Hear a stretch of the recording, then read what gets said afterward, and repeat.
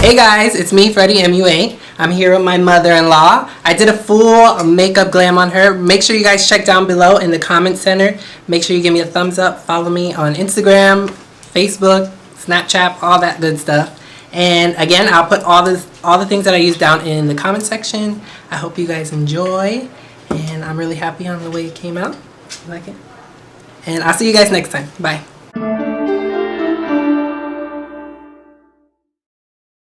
So to get started, I'm using the Nivea Men's Safe Balm shaving cream balm as my primer.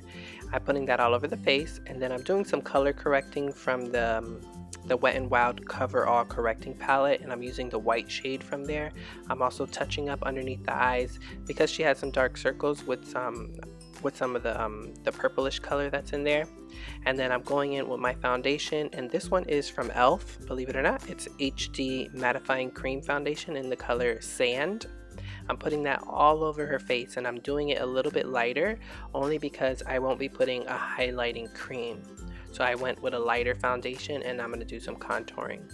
I'm just setting that with a damp beauty blender. And then for contouring, I'm using Black Opal's the foundation stick, and this one is in the color Rich Caramel. I'm also going to be doing some more contouring, but with a darker shade. I sort of work my way up only to bring color back into the face. I'm just taking that with the e.l.f. Small stippling brush, and I'm blending that all the harsh lines away. The next color I'm going in with is MAC's Full Coverage Foundation in the color NW50. I'm going in with a Real Techniques angled foundation brush, and I'm basically doing the same exact process, but instead of blending it with the stippling brush, I'm going in with a damp beauty blender.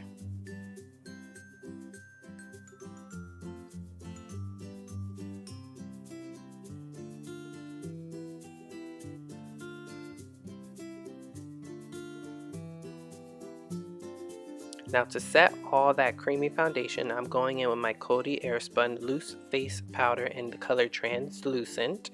This is my favorite setting powder because it has a lot of talc in it, so it's going to make sure your makeup stays in place. It's a bit heavy for people who don't like to wear makeup. This is not the powder for you, but I like it because it really sets and holds the makeup in. I'm also contouring with MAC's Mineralizing SkinFinish in the color Dark. Contouring with a MAC 138 brush. It's my favorite contouring brush. It's basically the brush that I can use my whole face for, but I'm just bringing the color back into her face. Now for eyebrows, I'm using this little dip brow that they sell from Morphe, and it's in the color Bear. I'll make sure to put all the things that I use down in the description center. But it's really inexpensive and it works great. It's nice for eyebrows, and it's specifically for eyebrows, but I use this color because she has blonder hair, so I wanted to go with a light brown type of eyebrow. And to take away all the harsh lines, I'm going in with just a clean spoolie.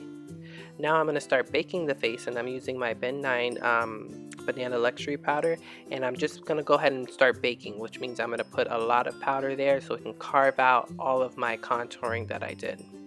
And it also helps pick up on all the foliage from all the eyeshadows I'll be using. So if you notice, I'm going to leave that powder on basically until the very end. I'm going to contour a little bit more after this with Anatasia's Beverly Hills Contour Palette, and I'm using the shade Havana, and I'm going in with a small little fluffy brush from Real Techniques. And basically everywhere that I place the contouring cream, I want to set it with a darker powder. Now for the eyes, which I'm going to start in just a second, I'm using all the colors from the Anastasia Artist Palette, Anastasia Beverly Hills Artist Palette.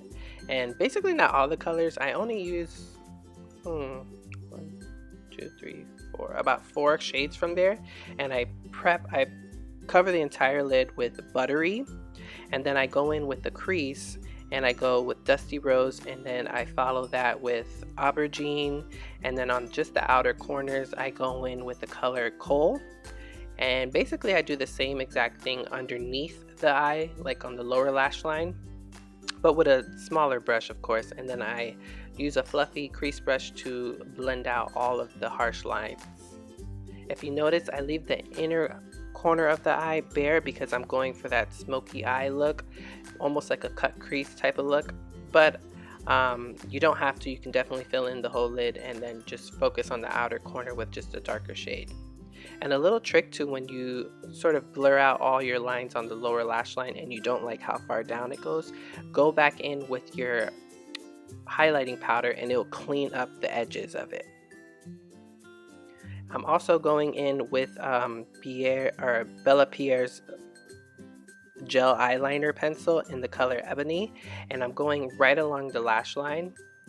I'm also picking up a little bit more with NYX's black gel liner, and I'm just making sure that all the lash line is completely darkened out. I want to be able to put lashes on there and it looked seamless. So that's what I'm doing now. I'm lining them. I didn't give her much of a wing because I thought the smoky eye was doing it for me, so I didn't go into a heavy wing or anything.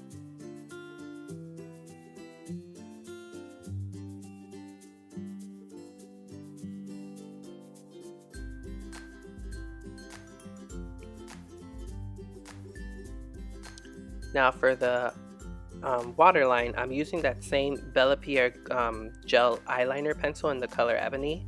I love this pencil. I got it in my Ipsy bag, and basically after you use it, you don't even have to set it with a black shadow because that guy stays in there. Even if your eyes get watery, it stays in place and it stays true to its pigment, to its color.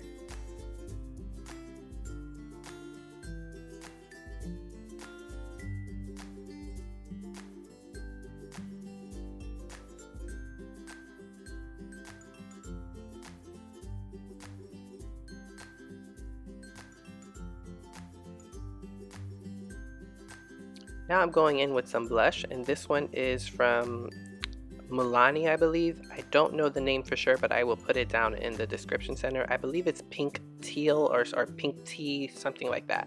So I'll make sure I put that in the description center. I'm dusting off all of that banana powder that we did put on. This is going to make sure all the highlight is nice and bright. And because we use so much powder, I don't want the face to look chalky and dry, so I'm going to go in with some MAC Fix Plus spray, and I'm going to spray that all over. And because I was a little impatient to let it dry on its own, I went in with a damp beauty blender and I sort of packed it all in. I find this better to do before your mascara because then your mascara gets a little wet and sometimes your eyeliner will tend to run out. So if you spray and then go ahead and put your mascara and your falsies, I find it to be a lot better. I'm just using some regular falsies here, nothing too fancy. I believe it's from eBay or from Amazon, the pack that you get for like 10 for $1. So I'm just putting those on. I'm going in with MAC's Extended Giga Black Lash for the upper and lower lash line, just to blend things in. Now for the lips, I'm just going in with a brown lip liner, and it's very, very simple, little nude lip. I just wanted to define the lip line, so I went in with a brown lip pencil, and then on top of that, I went in with NYX Soft Matte Lip Cream in the color Stockholms, I believe, and then I went ahead and put that all over the areas where I didn't fill in, and then with a nice little clean, small, detailed foundation brush, I blended in the lip liner to the actual lipstick.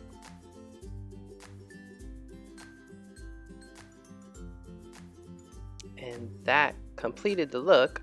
I hope you guys enjoy these kind of videos of me doing makeup on other people. I know it's a little bit difficult when you are a makeup artist doing makeup on other people because you don't know where hand placement should go. So if you guys have any suggestions or tips, please let me know in the comment center. I finished her up with a little bit of highlighter from Makeup Forever Pro Sculpting Dual Palette, and it's just a gold color, and I put that right along the nose and right on top of the cheekbones. I hope you guys enjoy it. Remember to like, comment, subscribe, and bye.